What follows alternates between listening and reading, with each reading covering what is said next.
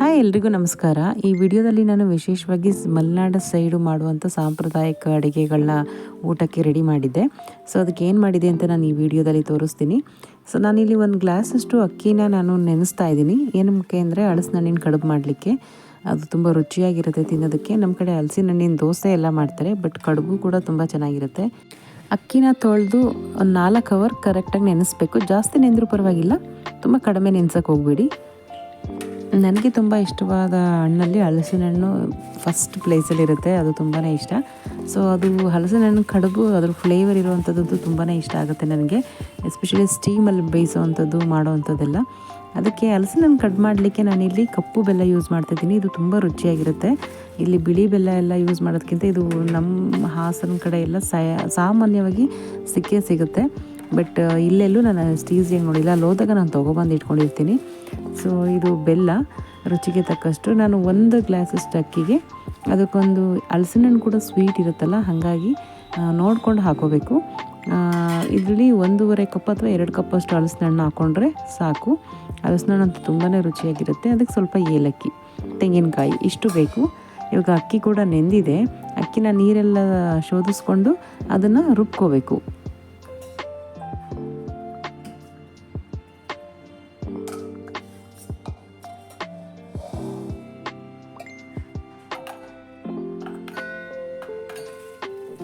ಇಲ್ಲಿ ಬೆಲ್ಲನ ನಾನು, ಇದು ಕಪ್ಪು ಬೆಲ್ಲ, ಸ್ವಲ್ಪ ಇದರಲ್ಲಿ ಕಸ ಕೂಡ ಅಷ್ಟೇ ಇರ್ತದೆ.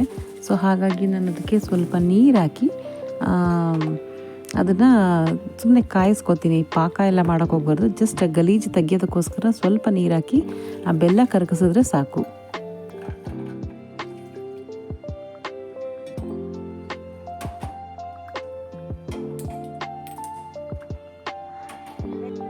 ಕಾಯಿ ತುರಿ ರುಚಿಗೆ ಎಷ್ಟು ಬೇಕಷ್ಟು. ನಾನಿಲ್ಲಿ ಒಂದು ಅರ್ಧ ತೊಗೊಂಡಿದ್ದೀನಿ. ಅಷ್ಟು ಸಾಕಾಗುತ್ತೆ. ತುಂಬ ಜಾಸ್ತಿನೂ ಹಾಕೋಕೆ ಹೋಗ್ಬಾರ್ದು. ಅದಕ್ಕೆ ರುಚಿಗೆ ಹಾಕೋದ್ರಿಂದ ಅದು ನಾವೇನು ಅಕ್ಕಿ ತೊಗೊಂಡಿದ್ದೀವಿ ಇದರಲ್ಲಿ ಒಂದು ಅರ್ಧ ಗ್ಲಾಸಷ್ಟು ಕಾಯಿ ತುರಿ ಹಾಕಿದ್ರೆ ಸಾಕು. ಒಂದು ಬೌಲಲ್ಲಿ, ಚಿಕ್ಕ ಬೌಲಲ್ಲಿ 1 ಬೌಲ್ ಕಾಯಿ ತುರಿ ಆದರೆ ಸಾಕಾಗುತ್ತೆ.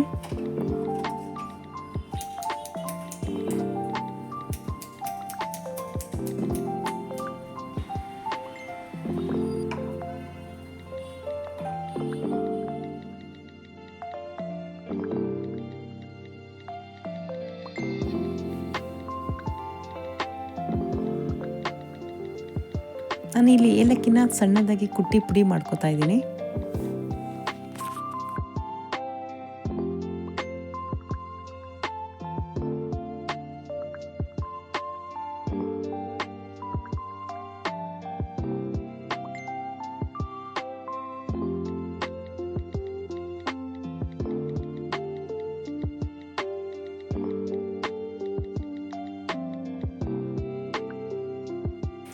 ಬೆಲ್ಲ ಕೂಡ ಕರಗ್ತಾ ಇದೆ. ಸ್ವಲ್ಪ ಟೈಮ್ ತಗೊಳುತ್ತೆ ಗಟ್ಟಿ ಇರೋದ್ರಿಂದ. ಅಲ್ಲಿ ಬೆಲ್ಲ ಕರಗೋ ಅಷ್ಟರಲ್ಲಿ ನಾನಿಲ್ಲಿ ಅಕ್ಕಿನ ಒಂದು ಜಾರ್ಗೆ ಹಾಕ್ಕೊಂಡು ಸ್ವಲ್ಪ, ತುಂಬ ಪೇಸ್ಟಾಗೂ ಮಾಡಬಾರ್ದು, ಸ್ವಲ್ಪ ತರಿ ಚಿರೋಟಿ ರವೆ ಸಿಗುತ್ತಲ್ಲ ಆ ಥರ ಇದು ಸಿಗಬೇಕು. ಆ ಥರ ರುಬ್ಕೋಬೇಕು ಅಕ್ಕಿನ. ತುಂಬ ತೆಳುವಾಗೂ ರುಬ್ಬಾರ್ದು, ಸ್ವಲ್ಪ ಗಟ್ಟಿ ತಿಕ್ಕಾಗೇ ಇರಬೇಕು. ಅದು ದೋಸೆ ಹಿಟ್ಟಿಗೆಲ್ಲ ರುಬ್ತೀವಲ್ಲ ಅದಕ್ಕಿಂತ ಸ್ವಲ್ಪ ತಿಕ್ಕಾಗಿರಬೇಕು. ಇವಾಗ ಇದು ರುಬ್ಕೊಂಡು ಇದಾಗಿದೆ. ಹಿಂಗೆ ಮುಟ್ಟಿದ್ರೆ ನಿಮಗೆ ತರಿ ಇದು ಫೀಲ್ ಆಗಬೇಕು, ಆವಾಗ ಇದು ಚೆನ್ನಾಗಿರುತ್ತೆ.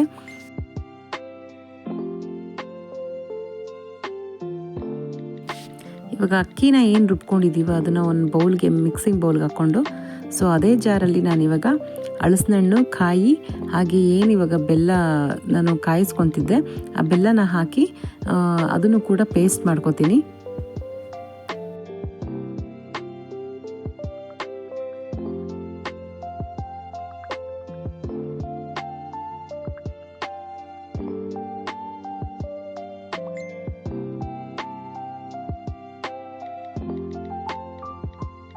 ಇದಕ್ಕೆ ನೀರೆಲ್ಲ ಹಾಕಿ ರುಬ್ಬಕ್ಕೆ ಹೋಗ್ಬಾರ್ದು. ಏನು ಇವಾಗ ಬೆಲ್ಲ ಕರಗಿಸ್ಕೊಂಡಿರ್ತೀನಲ್ಲ ಅದನ್ನೇ ಹಾಕಿಬಿಟ್ಟು ರುಬ್ತೀನಿ. ನೀರು ಥರ ಆದರೆಲ್ಲ ಇದು ಮಾಡೋದಕ್ಕೆ ಚೆನ್ನಾಗಿ ಬರೋದಿಲ್ಲ. ಇದನ್ನು ಸ್ವಲ್ಪ ಗಟ್ಟಿಯಾಗಿ ರುಬ್ಕೋಬೇಕು. ಹಾಗಾಗಿ ನಾನು ಏನು ಪಾಕ ಅಲ್ಲ, ಅದು ಬೆಲ್ಲ ಕರಗಿಸ್ಕೊಂಡಿದ್ನಲ್ಲ ಅದನ್ನೇ ಹಾಕಿ ರುಬ್ಕೋತೀನಿ. ಹಲಸಿನಣ್ಣು ಕೂಡ ಸ್ವಲ್ಪ ನೀರು ಬಿಡೋದ್ರಿಂದ ಅದು ಸರಿ ಹೋಗುತ್ತೆ. ಅದಕ್ಕೆ ಸ್ವಲ್ಪ ಏಲಕ್ಕಿ ಹಾಕಿ ರುಬ್ಕೊಂಡ್ರೆ ಫ್ಲೇವರ್ ಕೂಡ ಚೆನ್ನಾಗಿ ಬರುತ್ತೆ. ಹಲಸಿನಣ್ಣು ಕಾಯಿ ಎಲ್ಲ ರುಬ್ಕೊಂಡಾದ್ಮೇಲೆ ಅದನ್ನು ನಾನೇನು ಅಕ್ಕಿ ರುಬ್ಕೊಂಡಿದ್ನಲ್ಲ ಅದೇ ಬೌಲ್ಗೆ ಹಾಕಿ ಚೆನ್ನಾಗಿ ಮಿಕ್ಸ್ ಮಾಡ್ಕೋಬೇಕು. ಸ್ವೀಟ್ ಬೇಕಾದ್ರೆ ನೀವು ಚೆಕ್ ಮಾಡಿ ನೋಡಿ, ಬೆಲ್ಲ ಎಷ್ಟು ಬೇಕಷ್ಟು ಅವಶ್ಯಕತೆಗೆ ಹೆಚ್ಚು ಕಡಿಮೆ ಹಾಕೋಬೋದು. ಅದಕ್ಕೆ ಸ್ವಲ್ಪ ಚಿಟಿಕೆ ಉಪ್ಪನ್ನು ಕೂಡ ಹಾಕಿದ್ದೀನಿ. ಮೋಸ್ಟ್ಲಿ ಇದು ವಿಡಿಯೋದಲ್ಲಿಲ್ಲ. ಸ್ವಲ್ಪ ಚಿಟಿಕೆ ಉಪ್ಪು ಹಾಕಿದ್ರೆ ಅದು ಒಂಥರ ರುಚಿ ಚೆನ್ನಾಗಿರುತ್ತೆ. ಇದನ್ನು ಚೆನ್ನಾಗಿ ಮಿಕ್ಸ್ ಮಾಡಬೇಕು. ಸ್ವಲ್ಪ ಗಟ್ಟಿ ಕನ್ಸಿಸ್ಟೆನ್ಸಿಲೇ ಇರಬೇಕು. ತುಂಬ ತೆಳುವಾಗೆಲ್ಲ ಆದರೆ ಅದು ನೀಟಾಗಿ ಬರೋದಿಲ್ಲ. ಕಲರ್ಗೆ ನಾನಿಲ್ಲಿ ಸ್ವಲ್ಪ ಅರಶಿನ ಹಾಕ್ತಾಯಿದ್ದೀನಿ. ಏಕೆಂದರೆ ಇದು ಆಪ್ಷನಲ್, ನಿಮ್ಗೆ ಇಷ್ಟ ಇದ್ದರೆ ಹಾಕ್ಕೋಬೋದು. ಇಲ್ಲ ಅಂತ ಅಂದರೆ ಸೇಮ್ ಅದು ಹಲಸಿನಣ್ಣಷ್ಟು ಕಲರ್ ಬರೋದಿಲ್ಲ ಅಲ್ಲ, ಹಾಗಾಗಿ ಸ್ವಲ್ಪ ಅರಶಿನ ಹಾಕಿದ್ದೀನಿ. ಹಾಗೇನೂ ಕೂಡ ಮಾಡ್ಕೋಬೋದು. ಸ್ವಲ್ಪ ಎಲ್ಲೋ ಹಾಕಿದ್ರೆ ಹಲಸಿನಣ್ಣಿಂದು ಕಡುಬು ಆ ಫ್ಲೇವರ್ಗೂ ಆ ಕಲರ್ಗೂ ನೋಡಲಿಕ್ಕೂ ಕೂಡ ಚೆನ್ನಾಗಿರುತ್ತೆ, ತಿನ್ನೋದಕ್ಕೂ ಕೂಡ ಚೆನ್ನಾಗಿರುತ್ತೆ. ಹಲಸಿನ ಕಡುಬು ಮಾಡಲಿಕ್ಕೆ ಅದಕ್ಕೆ ಹಿಟ್ಟು ಕೂಡ ರೆಡಿಯಾಗಿದೆ. ಇದು ಸ್ವಲ್ಪ ಗಟ್ಟಿಗಿರಬೇಕು. ಸ್ವಲ್ಪ ಏನಾದರೂ ತೆಳುವಾಯಿತು ನೀವು ರೆಫ್ರಿಜರೇಟ್ ಮಾಡಿ ಸ್ವಲ್ಪ ಹೊತ್ತು ಇಟ್ಟರೆ ಅದು ಸ್ವಲ್ಪ ಗಟ್ಟಿಗಾಗುತ್ತೆ. ತುಂಬ ತೆಳುವೆಲ್ಲ ಮಾಡೋಕ್ಕೆ ಹೋಗಬಾರ್ದು. ಕಡುಬು ಮಾಡಲಿಕ್ಕೆ ಬಾಳೆ ಎಲೆಯಲ್ಲಿ ಮಾಡಬೇಕು, ತುಂಬ ಚೆನ್ನಾಗಿರುತ್ತೆ. ಸೊ ಹಾಗಾಗಿ ಬಾಳೆ ಎಲೆ ತರಬೇಕು ಅಂತ ಹೇಳಿದ್ದಕ್ಕೆ ಸ್ವಲ್ಪ ಲೇಟ್ ಆಯಿತು. ಹಾಗೆ ಊಟಕ್ಕೆ ನಾನಿಲ್ಲಿ ಸಾಂಬಾರಿಗೆ ರೆಡಿ ಮಾಡ್ತಾಯಿದ್ದೀನಿ. ಅದಕ್ಕೆ ನಾನು 8ರಿಂದ 10 ಎಸ್ಲು ಬೆಳ್ಳುಳ್ಳಿ ತೊಗೊಂಡಿದ್ದೀನಿ. ಇದನ್ನು ನಮ್ಮ ಕಡೆ ಮಾಡುವಂಥ ವಿಶೇಷವಾಗಿ ಮಾಡುವಂಥ ಮೊಸರು ಸಾಂಬಾರು. ಮೊಸರು ಮತ್ತು ನಾನು ಮೂಲಂಗಿ ಯೂಸ್ ಮಾಡ್ಕೊಂಡು ಮಾಡ್ತಾಯಿದ್ದೀನಿ. ಇದಕ್ಕೆ 8ರಿಂದ 10 ಚಿಕ್ಕ ಸೈಜ್ ಬೆಳ್ಳುಳ್ಳಿ, ಅದಕ್ಕೆ ಸ್ವಲ್ಪ ಹಸಿರು ಮೆಣಸಿನ್ಕಾಯಿ, ಖಾರಕ್ಕೆ ಎಷ್ಟು ಬೇಕಷ್ಟು, ಹಾಗೆ 1-2 ಟೇಬಲ್ ಸ್ಪೂನಷ್ಟು ಕಾಯಿ ತುರಿ, ಸ್ವಲ್ಪ ಕೊತ್ತಂಬರಿ, ಕರಿಬೇವು, ಒಂದು ಅರ್ಧ ಈರುಳ್ಳಿ, 1 ಟೀ ಸ್ಪೂನಷ್ಟು ಜೀರಿಗೆ, ಒಂದು ಅರ್ಧ ಟೀ ಸ್ಪೂನಷ್ಟು ಮೆಣಸು, ಇಷ್ಟು ಸ್ವಲ್ಪ ಅರಶಿನ, ಉಪ್ಪು ಹಾಕಿ ಸ್ವಲ್ಪ ನೀರು ಹಾಕಿ ಚಟ್ನಿ ಕನ್ಸಿಸ್ಟೆನ್ಸಿ ಬರೋ ಥರ ರುಬ್ಕೋಬೇಕು. ಮೂಲಂಗಿ ಅಲ್ಲದೆ ಇದ್ರ ಜೊತೆಗೆ ಸೋರೆಕಾಯಿ ಬರುತ್ತಲ್ಲ ಬಿಳಿದು, ಅದು ಹಾಗೆ ಇಲ್ಲ ಅಂತಂದರೆ ಸೌತೆಕಾಯಿ ಎಲ್ಲ ಯೂಸ್ ಮಾಡಿಕೊಂಡು ಮಾಡ್ತಾರೆ. ತುಂಬಾ ರುಚಿಯಾಗಿರುತ್ತೆ. ಮುದ್ದೆಗಂತೂ ಒಂದು ಒಳ್ಳೆ ಕಾಂಬಿನೇಷನ್ ಇದು.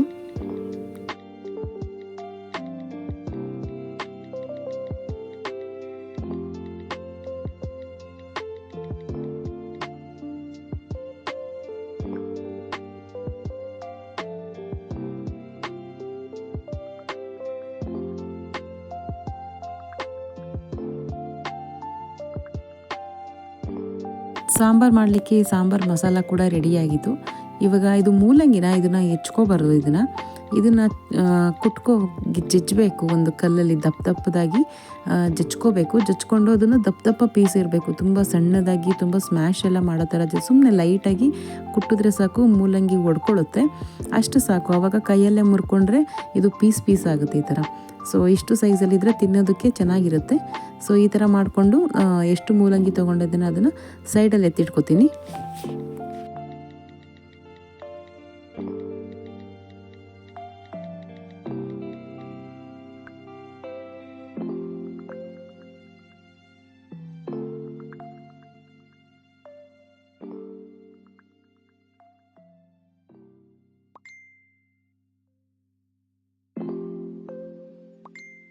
ಸಾಂಬಾರು ಮಾಡಲಿಕ್ಕೆ ಒಂದು ಚಿಕ್ಕ ಮಡಿಕೆ ತೊಗೊಂಡಿದ್ದೀನಿ. ಅದು ಸ್ವಲ್ಪ ಕಾಯೋದು ಲೇಟು, ಮಡಿಕೆ ಸ್ವಲ್ಪ ತುಂಬ ಟೈಮ್ ತೊಗೊಳುತ್ತೆ. ಹಾಗಾಗಿ ಊರಿನ ಸಣ್ಣ ಮಾಡಿ ನಾನಿಲ್ಲಿ ರೈಸ್ ಮಾಡಲಿಕ್ಕೆ ರೆಡಿ ಮಾಡ್ತಾಯಿದ್ದೀನಿ. ರೈಸ್ಗೆ ನಾನಿಲ್ಲಿ ಈ ಅಕ್ಕಿ ಇದು ರಾಜ್ಮುಡಿ, ಇದು 1 ಕಪ್ಪಷ್ಟು ರೈಸ್ ತೊಗೊಂಡು ನಾನು ತೊಳೆದ್ಬಿಟ್ಟು, ಇದು ಅನ್ಪಾಲಿಶ್ಡು, ತುಂಬಾ ನೋಡೋದಕ್ಕೆ ಕೆಂಪು ಅಕ್ಕಿ ಥರನೇ ಇರುತ್ತೆ. ಕೇಳಿದ್ರೆ ಅಂಗಡಿಗಳಲ್ಲೆಲ್ಲ ಸಿಗುತ್ತೆ, ತುಂಬ ರುಚಿಯಾಗಿರುತ್ತೆ. ಸ್ಪೆಷಲಿ ರೈಸ್ ಸಾಂಬಾರಿಗೆ ಮತ್ತು ಮೊಸರಿಂದ ಮಾಡುವಂಥ ಮೊಸರನ್ನಕ್ಕೆ ಆಗಲಿ ಒಳ್ಳೆ ರುಚಿಯಾಗಿರುತ್ತೆ ಅನ್ನ. ಸೊ ಹಾಗಾಗಿ ನಾನು ಕೆಂಪಕ್ಕಿ ಅನ್ನ ಮಾಡ್ತಾಯಿದ್ದೀನಿ. ಇದನ್ನು ನಾನು ತೊಳೆದ್ಬಿಟ್ಟು ಪಕ್ಕದಲ್ಲಿ ರೈಸ್ ಮಾಡಲಿಕ್ಕೂ ಕೂಡ ಇಡ್ತೀನಿ. ಹಾಗೆ ಸಾಂಬಾರು ಆಗೋಷ್ಟರಲ್ಲಿ ಅನ್ನ ಕೂಡ ಆಗೋಗುತ್ತೆ.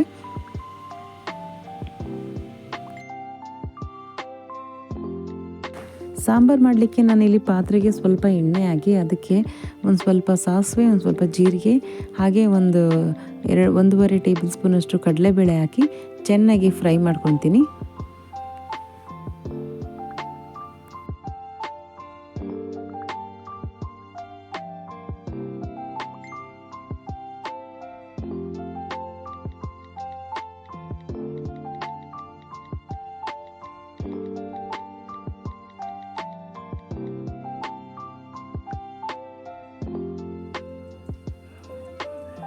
ಕಡಲೆಬೇಳೆ ಎಲ್ಲ ಚೆನ್ನಾಗಿ ಫ್ರೈ ಆದಮೇಲೆ ಅದಕ್ಕೆ ಈರುಳ್ಳಿ ಕರಿಬೇವು ಹಾಕಿ ಫ್ರೈ ಮಾಡ್ಕೊಬೇಕು. ಸ್ವಲ್ಪ ನಾನು ಅರ್ಧ ಈರುಳ್ಳಿ ಹಾಕ್ಕೊಂಡಿದ್ದೀನಿ ಅಷ್ಟೇ.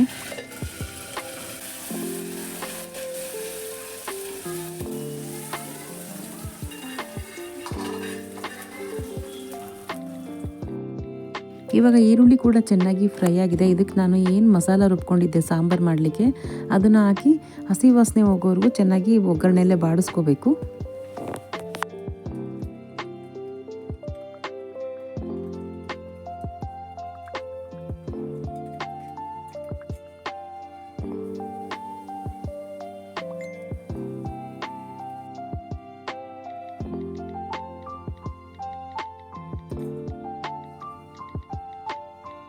ಒಗ್ಗರಣೆಯಲ್ಲಿ ಮಸಾಲ ಎಲ್ಲ ಚೆನ್ನಾಗಿ ಫ್ರೈ ಆದಮೇಲೆ ಇವಾಗ ನಾವೇನು ಜಜ್ಜಿಟ್ಕೊಂಡಿರೋಂಥ ಮೂಲಂಗಿ ಹಾಕಿ ಸ್ವಲ್ಪ ಮಿಕ್ಸ್ ಮಾಡಿ ರುಚಿಗೆ ತಕ್ಕಷ್ಟು ಉಪ್ಪು ಎಷ್ಟು ಬೇಕಷ್ಟು ಹಾಕಿ, ಹೆಚ್ಚು ಕಮ್ಮಿ ಬೇಕಂದರೆ ನೀವು ನೋಡಿಕೊಂಡು ಹಾಕ್ಕೋಬೇಕು.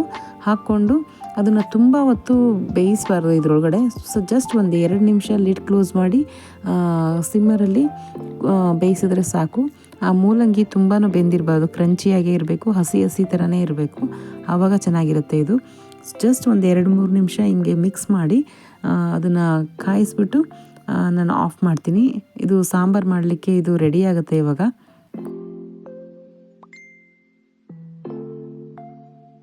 ನಾನಿಲ್ಲಿ ಇವಾಗ ಒಂದು ಈರುಳ್ಳಿ ಹಾಗೆ ಸ್ವಲ್ಪ ಕೊತ್ತಂಬರಿ ಸಣ್ಣದಾಗಿ ಹೆಚ್ಚಿಟ್ಕೊತೀನಿ. ಈರುಳ್ಳಿನ ಏನಕ್ಕೆ ಸಣ್ಣಗೆ ಹೆಚ್ಚಿಟ್ಕೊತೀನಿ ಅಂತ ನಮ್ಮ ಲಾಸ್ಟಲ್ಲಿ ನಿಮಗೆ ಗೊತ್ತಾಗುತ್ತೆ.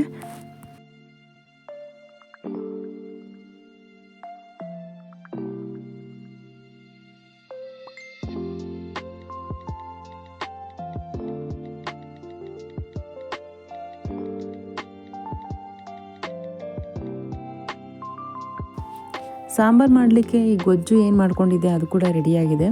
ಸೊ ಇದು ಇವಾಗ ನಾನು ಇಷ್ಟನ್ನು ಯೂಸ್ ಮಾಡ್ಕೊಳ್ಳಲ್ಲ, ಇದರಲ್ಲಿ ಸ್ವಲ್ಪ ಎತ್ತಿಟ್ಬಿಡ್ತೀನಿ.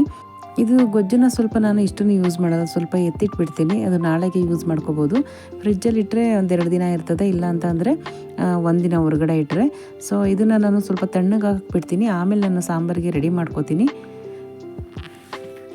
ಇವಾಗ ನಾನು ಹಲಸಿನ ಕಡುಬು ಮಾಡಲಿಕ್ಕೆ ಇಡ್ಲಿ ಮಾಡ್ತೀನಲ್ಲ ಆ ಪಾತ್ರೆನ ಕಾಯೋದಕ್ಕೆ ಇಟ್ಟಿದ್ದೀನಿ, ನೀರು ಹಾಕ್ಬಿಟ್ಟು. ಇದನ್ನು ಸ್ಟೀಮಲ್ಲಿ ಬೇಯಿಸೋದ್ರಿಂದ ಇವಾಗ ಬಾಳೆ ಎಲೆನ ನಾನು 2 ತರಿಸಿದ್ದೆ. ಅದನ್ನು ಚೆನ್ನಾಗಿ ತೊಳೆದು ಸೈಜ್ ನಾನು ಯಾವ ಸೈಜಲ್ಲಿ ಕಡುಬು ಮಾಡಬೇಕು ಅಂದ್ಕೊಂಡಿದ್ದೀನಿ ಆ ಸೈಜ್ಗೆ ಕಟ್ ಮಾಡಿ ಇಟ್ಕೋತೀನಿ ಎಲ್ಲ.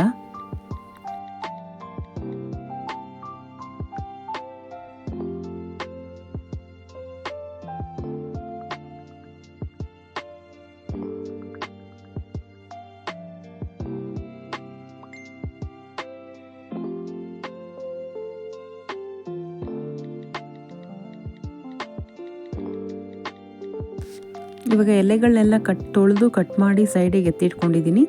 ಇವಾಗ ನಾನು ಏನು ಹಿಟ್ಟನ್ನು ರುಬ್ಕೊಂಡಿದ್ದೆ ಸ್ವಲ್ಪ ಹೊತ್ತು ಫ್ರಿಜ್ಜಲ್ಲಿ ಇಟ್ಟಿದ್ದೆ, ಅದು ಇನ್ನೂ ಸ್ವಲ್ಪ ಗಟ್ಟಿಗೆ ಆಗಿತ್ತು. ಸೊ ಅದು ಈ ಕನ್ಸಿಸ್ಟೆನ್ಸಿ ಇದ್ದರೆ ತುಂಬ ಚೆನ್ನಾಗಿ ಬರುತ್ತೆ ಇಡ್ಲಿ ಮಾಡಲಿಕ್ಕೆ, ಕಡುಬು ಮಾಡಲಿಕ್ಕೆ. ಸೊ ಇದನ್ನು ನಾನಿವಾಗ ಒಂದು ಬಾಳೆ ಎಲೆ ತೊಗೊಂಡು ಅದಕ್ಕೆ ಸ್ವಲ್ಪ ಹಿಟ್ಟು ತೊಗೊಂಡು ಅದ್ರ ಮೇಲೆ ಬಿಟ್ಟು ಸ್ವಲ್ಪ ಮಟ್ಟಿಗೆ ಸ್ಪ್ರೆಡ್ ಮಾಡ್ತೀನಿ. ತುಂಬಾ ಸ್ಪ್ರೆಡ್ ಮಾಡೋಕ್ಕೆ ಹೋಗ್ಬಾರ್ದು, ಫೋಲ್ಡ್ ಮಾಡಬೇಕು ಅದನ್ನು ಆ ರೀತಿ. ಆಮೇಲೆ ತುಂಬ ದಪ್ಪನೂ ಬಿಡಬಾರ್ದು, ಸ್ವಲ್ಪ ತೆಳುವಾಗೇ ಬಿಡಬೇಕು. ಅದನ್ನು ಫೋಲ್ಡ್ ಮಾಡಿ ಈ ಥರ ಉಲ್ಟಾ ಇಟ್ಬಿಡ್ತೀನಿ. ಎಲ್ಲ ಎಲೆಗೂ ಸ್ವಲ್ಪ ನಾನು ಈ ಥರ ಹಿಟ್ಟನ್ನು ಹಾಕಿ ಫೋಲ್ಡ್ ಮಾಡಿ ಮಡಿಸಿ ಸೈಡಲ್ಲಿ ಎತ್ತಿಟ್ಟು ಒಂದೇ ಸರಿ ಎಲ್ಲದನ್ನು ಸ್ಟೀಮಲ್ಲಿ ಬೇಯೋದಕ್ಕೆ ಇಡ್ತೀನಿ. ಹಾಗೆ ಇದನ್ನು ಹಾಗೇನೂ ಇಡ್ಲಿ ಪಾತ್ರೆಯಲ್ಲೂ ಕೂಡ ಇಟ್ಟು ಬೇಯಿಸ್ಬೋದು. ಬಟ್ ಎಲೆಯಲ್ಲಿ ಬೇಯಿಸಿದರೆ ಅದ್ರ ಅರೋಮಾ ಮತ್ತು ಫ್ಲೇವರು ಅದು ಬೇಯೋ ರೀತಿಯೇ ತುಂಬ ಚೆನ್ನಾಗಿರುತ್ತೆ, ತಿನ್ನೋದಕ್ಕೂ ತುಂಬಾ ರುಚಿಯಾಗಿರುತ್ತೆ. ಬಾಳೆ ಎಲೆ ಇಲ್ಲ ಅಂತ ಅಂದರೆ ಇಡ್ಲಿ ಪಾತ್ರೆಯಲ್ಲಿಟ್ಟು ಇಡ್ಲಿ ಶೇಪಲ್ಲೇ ನೀವು ಹಲಸಿನ ಹಣ್ಣಿನ ಕಡುಬನ್ನು ಕೂಡ ಮಾಡ್ಕೊಂಡು ತಿನ್ಬೋದು.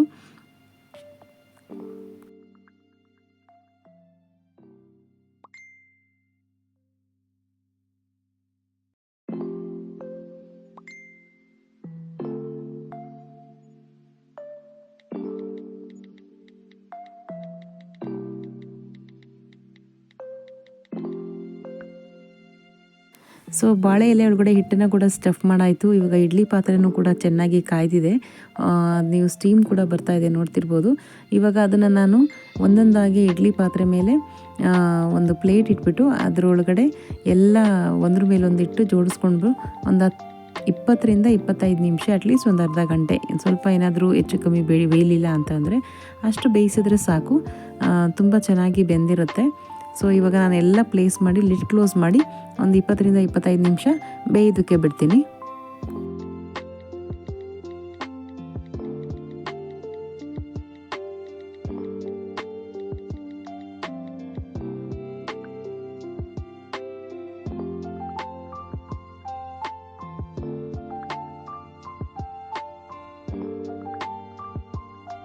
ಎರಡು ಎಲೆಗೆ ಎಷ್ಟಾಗುತ್ತಷ್ಟು ಕಡುಬನ್ನು ಮಾಡೋಕ್ಕೆ ಇಟ್ಟಿದ್ಮೇಲೆ ನನಗೆ ಇನ್ನೂ ಇಷ್ಟು ಹಿಟ್ಟು ಉಳಿದಿದೆ.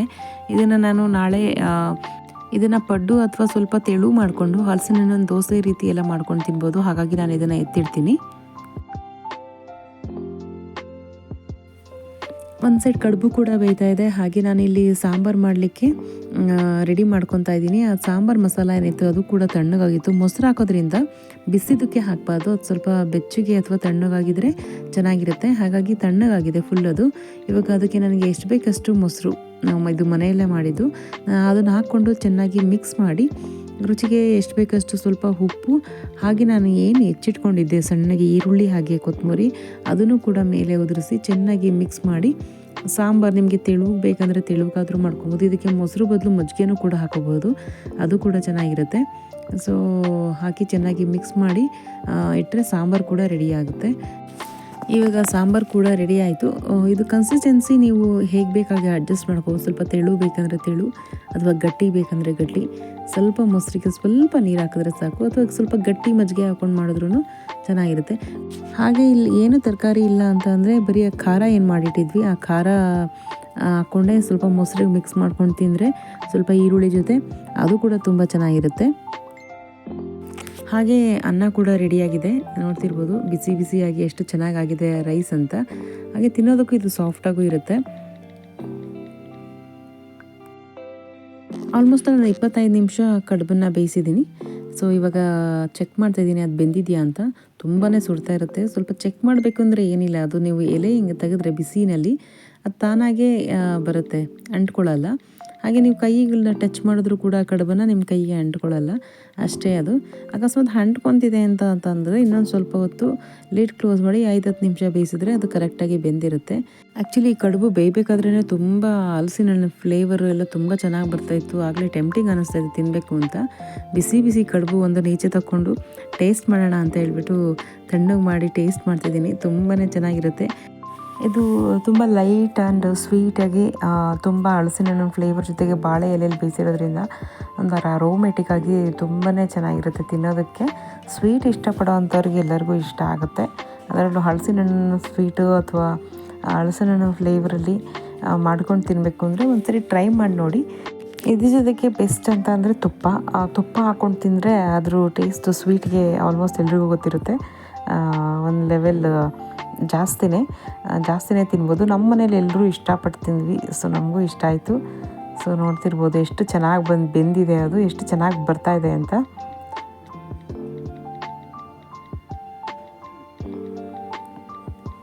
ನಾನು ಊಟಕ್ಕೆಲ್ಲ ರೆಡಿ ಮಾಡಿ ಸರ್ವ್ ಮಾಡಿದ್ದೀನಿ.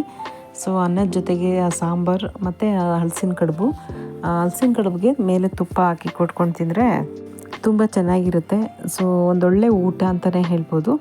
ಸೊ ತುಂಬ ಡಿಲಿಷಿಯಸ್ ಮೀಲ್, ತುಂಬ ಸಿಂಪಲ್ ಬಟ್ ತುಂಬ ಸ್ಯಾಟಿಸ್ಫೈಯಿಂಗ್ ಅನಿಸುತ್ತೆ ಈ ಥರ ಊಟ ಮಾಡ್ಕೊಂಡು ತಿಂದರೆ. ಹಲಸಿನಣ್ಣು ಸೀಸನಲ್ಲಿ ನಿಮಗೇನಾದರೂ ಜಾಸ್ತಿ ಹಲಸಿನಣ್ಣು ಸಿಗುತ್ತೆ ಅಂತಂದರೆ ಸೊ ಈ ಥರ ಒಂದು ಊಟ ಅಥವಾ ತಿಂಡಿಯನ್ನು ಟ್ರೈ ಮಾಡಿ, ತುಂಬಾ ಚೆನ್ನಾಗೂ ಅನಿಸುತ್ತೆ.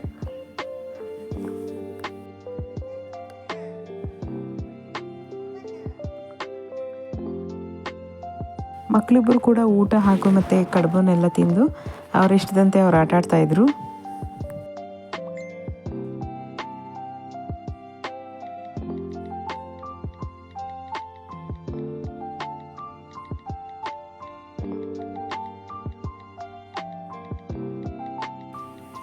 ಸೊ ಇದಾಗಿತ್ತು ಇವತ್ತಿನ ಊಟ.